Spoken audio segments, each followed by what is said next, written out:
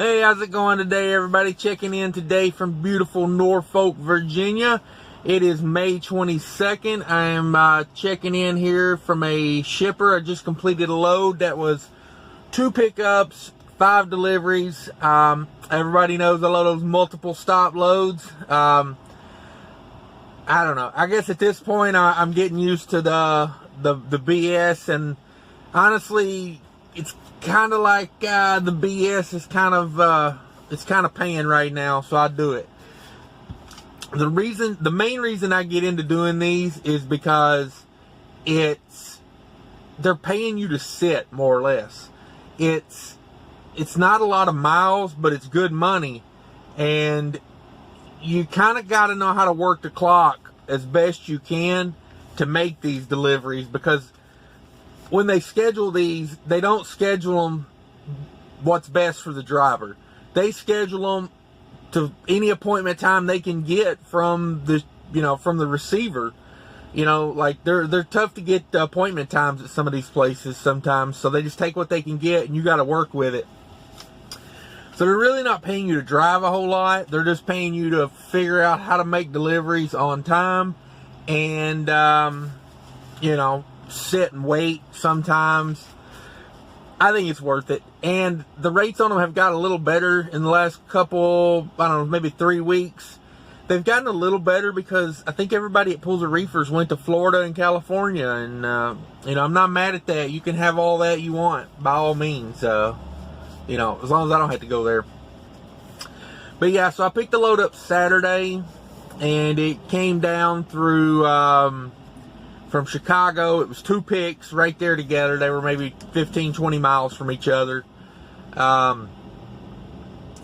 So picked it up on Saturday, pretty much just stayed in Chicago Saturday. I had a brake chamber go out between the first pickup and the second pickup, and I just caged it off to go make my second pickup, because they closed at a certain time and it was getting close to that time. So Saturday basically was a wrap after that, because I went to the Petro down the road and got got them to change that brake chamber out for me. And then Sunday ran down. I had one stop in Louisville, and I ran at 300 and something miles Sunday. I had a delivery Monday afternoon was my first stop. My second stop was Monday at 11 p.m. in Lexington. So I dropped down from Chicago to Louisville, did that stop. That place took about 6 hours to unload. And I've been there before. That's the name of their game. Boy, they are refrigerated warehouse all day. They didn't start unloading me until 2 hours after my appointment time. But yet when I went in to get my paperwork, the guy behind me was 30 minutes late, and they charged him a $75 rework fee.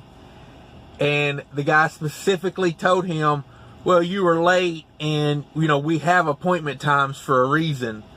And I'm just sitting there scratching my head like, how come you don't start unloading trucks till 2 hours after it? If appointment times are such a big deal. But man, they bust heads on those late fees there. If you're like 12 hours late, it's anything over 12 hours late, it's a $200 late fee. So I can really knock a dent in some profits if you're running that kind of late. But so I got done there. I had to kill some time before I could go to Lexington, because Lexington was my personal opinion, just me. It was a McLean's. My personal opinion, I think McLean is possibly, in my experience, the hardest warehouse distribution company to deal with. They find a way to make it difficult at every angle. I did my own lumping there, they're telling me 3 to 4 hours. I had 27 cases that needed to come off there. And they're telling me, 2-3 hours possible. And, I don't pay the lumper fee. But me personally, Like, they wanted $80 to unload 27 cases. Out of principle, I just went in and did it myself, number one, so I could get done and get out of there faster. And number two, that's a little excessive, $80 minimum. But I guess they got to get theirs. So anyway, got that done. My next stop was in Abingdon, Virginia. Shout out to you if you know where that's at. It's right off of 81. And shout out to you if you've ever drove from Lexington to Abington, because that is a rough little route down through there. Like, I'm trying to think of some of the roads you take, like US 23, US 58. You know, I'm talking like there ain't a flat spot or a straight spot on those roads. I said the map view of it looked like, you know, you gave a kid a crayon and said, hey, draw something on this paper. It was misery. It was like 7% grades, you know, U-turns, like literally the road, you know, my compass would say I was going, you know, south, and then by the time I made it around a curve, it would be saying north. Crazy little road down through there. But anyway, knocked that stop out yesterday. Had 6 hours and 15 minutes left on my drive clock. At that point, I was 5 hours and 55 minutes away from my next stop, which was at 9 o'clock at night. So I drove 6 hours straight to get here. And this place here in Norfolk, I had one delivery, like 2 streets over. It's the same company. Why they couldn't take it off? It's all refrigerated product. It was the same product. What gets me is, but they couldn't take it off at one warehouse. They had to have me do half of it over there at 9 o'clock last night. 9 or 10, I can't remember. At 9 Central Time. And then come over here at 7 in the morning to unload 2 pallets over at this warehouse. I don't know. I guess you got to do what they want to do because, you know, they're the ones with the money. But seemed a little unproductive to me. But the guy here told me this warehouse here is not part of their normal distribution chain. This is like an overseas thing, you know, they do with the port here. So I guess that's why they did it, I'm assuming. I don't think they did it just to make my life harder, but they were nice enough to let me stay on site last night. I'll give them that, you know, for it being difficult, you know, like, because there is no truck stops in Norfolk. You know, you drive 30 miles out. I did not want to do that because I was out of hours. But yeah, so that's kind of a rundown. You know, it's not always easy, but it's doable. So yeah, the numbers on this load, guys. Let's get to the numbers. So load paid $4,100 to the carrier, $3,280 to the truck. That's $372 a mile. To the carrier, it's $298 a mile to the truck. Not bad on an 1,100 mile load, and that's all miles 1,100. It was actually a little less than 11, but I just went ahead and put it down as 11, you know, like round numbers. So some of my variable costs are, I put $675 in truck fuel. I'm probably, you know, if you're keeping track and, you know, the numbers and trying to figure out if you want to be an owner-operator, I would say I used a little less than $675 because I stopped and put $100 in. You know, I grabbed like an extra 30 gallons because I didn't want to be in Norfolk and be out of fuel or be, get sent off into the woods with no fuel for my next pickup. So that's kind of how I worked it.